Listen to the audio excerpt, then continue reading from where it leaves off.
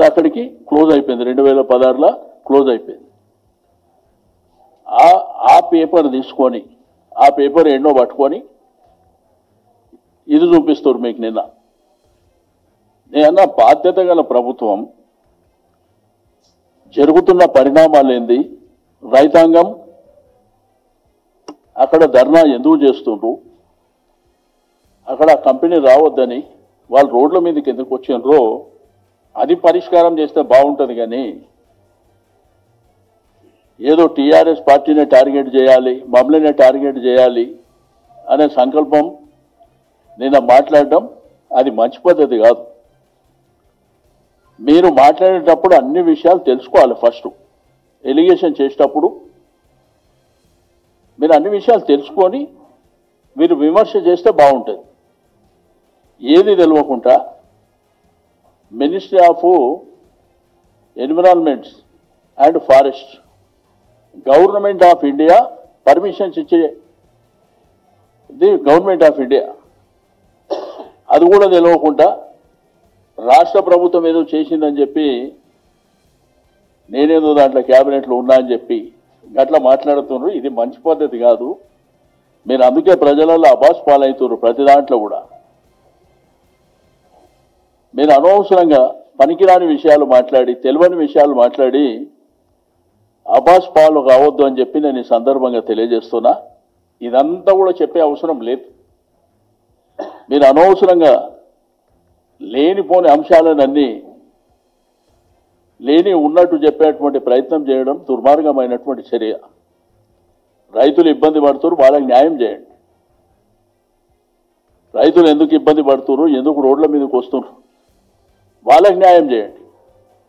అది వదిలిపెట్టి మీరు ఈ పనికిరాని ఎలిగేషన్స్ పెట్టవలసి రెండోది లేనిపోని క్రియేట్ చేయవలసినటువంటి అవసరం లేదని చెప్పి తెలియజేస్తాను.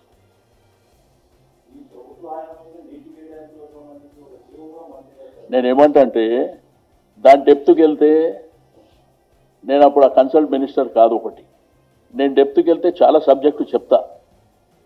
ఇప్పుడు ఆ రోజుల్లో సింగిల్ విండో అని పెట్టింది గవర్నమెంట్. పర్మిషన్ ఇచ్చేదేమో గవర్నమెంట్ ఆఫ్ ఇండియా, ఇక్కడనేమో సింగిల్ విండో పెట్టారు. ఆ అప్రూవల్ అనేది సింగిల్ విండోలో పోతాయి. అది తెలుసుకుంటే మంచిగా ఉంటుంది. ఇక నాకు సంబంధం లేనిది ఇంకా నేను డెప్త్కి వెళ్ళి ఇంకా డీటెయిల్గా చెప్పవలసిన అవసరం లేదని నేను అది వదిలేస్తున్నా.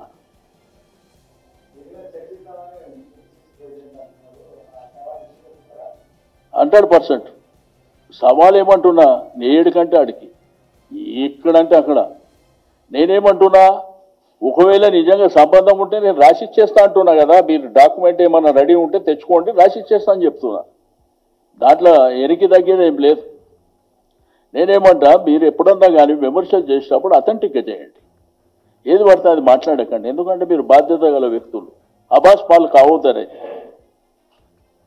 మీకు. రెండోది, నేను వాళ్ళు చెప్పవలసిన అవసరం లేదు. మీరు గూగుల్లోకి వెళ్తే టోటల్ ఇన్ఫర్మేషన్ మీకు నేను దాంట్లోకి తీసేదే ఇప్పుడు మీకు ఇచ్చినాయి. అదే అన్నా, నేను తీసిన దాంట్లోకే చెప్తున్నా. ఇదే పెద్ద సీక్రెట్ కాదు, దాపరికం కాదు, దాచుకునేది కాదు. క్లియర్గా దీంట్లో చూడండి. వాళ్ళు ఎప్పుడు జాయిన్ అయ్యారు, ఎప్పుడు రాజీనామా చేసి పక్కనే ఉన్నది. దాని పక్కనే అది వర్కౌట్ కాదని చెప్పి తప్పుకుర్రు అప్పుడే. ఇది ఇప్పుడు కాదు, 8 సంవత్సరాల క్రితం. ఇప్పుడు లేటెస్ట్గా జరుగుతున్న డెవలప్మెంట్ గురించి చెప్పమంటే ఈ పనికిరాని అంశాలన్నీ తీసుకొస్తారు. అది ఇక ఉంటుంది కదా బాస్. రాజకీయాలలో ఏం చేస్తాం.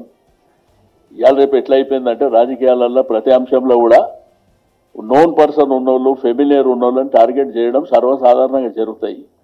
సరే, అవన్నీ సందర్భం వచ్చినప్పుడు చూపిస్తాం. కానీ ఇప్పుడు ఏంటంటే బాధ్యత గల వ్యక్తులు, నా సలహా, మీరు విమర్శ చేసేటప్పుడు కొంత జాగ్రత్తగా చేయండి, తెలుసుకొని చేయండి. చేయొద్దని నేను చెప్పను, కానీ తెలుసుకొని చేస్తే మేలు కదా. ప్రజల్ని మీరు కన్ఫ్యూజన్లో క్రియేట్ చేస్తారు. ఇష్యూ ఒకటి, ఆ ఇష్యూని సాల్వ్ ఎట్లా చేయాలి అది వదిలిపెట్టి డైవర్ట్ చేయడానికి ఇది ఒక పనికిరాని ఎలిగేషన్స్ పెట్టి అది తప్పు కదా.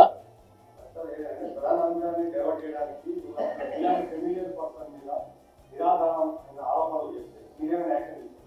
నేనేమంటున్నా ఫస్ట్ టైం కాబట్టి నేను అంత దాకా పోతలేను. తప్పకుండా లీగల్ ప్రొసీడ్ కావచ్చు. కానీ నేనేమంటా అంటే బాధ్యత గల వ్యక్తులు కాబట్టి ఇప్పటికైనా కానీ మాట్లాడేటప్పుడు ఆచితూచి అన్ని ఇన్ఫర్మేషన్ తీసుకొని మాట్లాడండి అని చెప్తున్నా. ఫర్దర్గా జరిగితే మాత్రం తప్పకుండా లీగల్గా ప్రొసీడ్ అవుతుంది.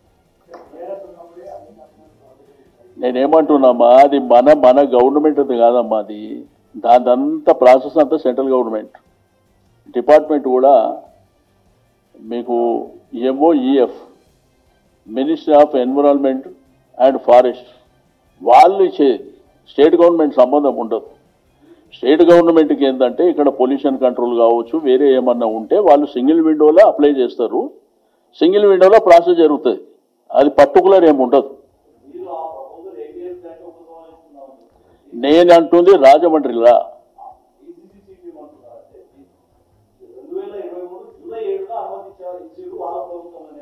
సంతోషం సంతోషం 2023 అంటారు.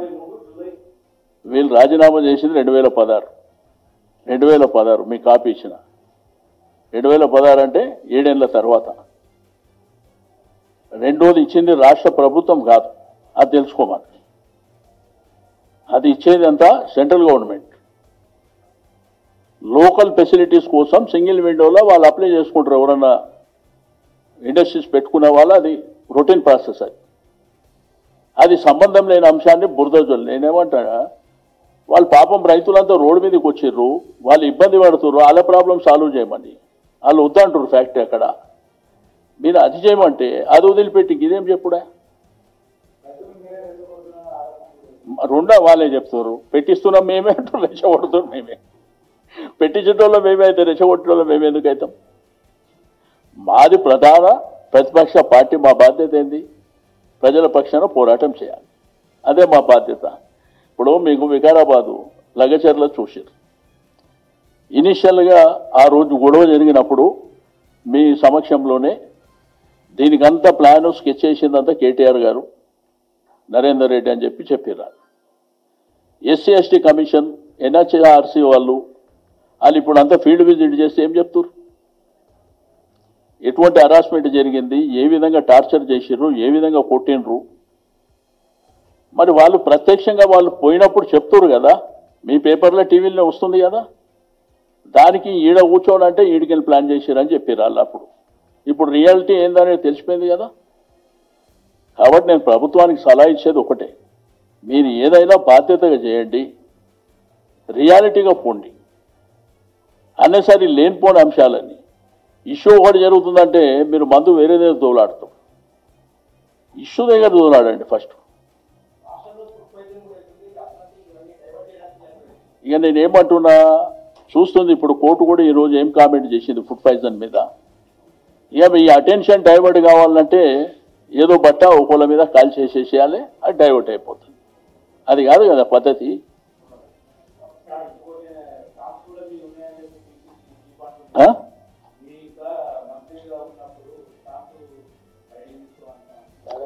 నేనేమంటున్నా బాస్, ఇప్పుడు ఏం సంవత్సరం అవుతుంది కదా, మాట్లాడండి చూద్దాం.